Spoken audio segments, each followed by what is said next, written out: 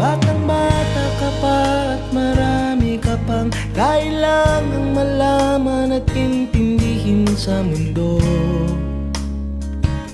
Yan ang totoo.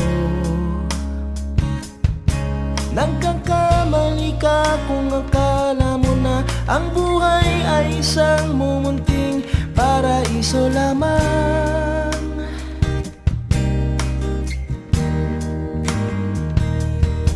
Batang-bata ka lang at akala mo na alam mo na ang lahat ng kailangan mong malaman. Buhay ay di ganyan. Tanggapin mo na lang ang katotohanan na ikaw ay isang musmus lang na wala pang alam. Makinig ka na lang.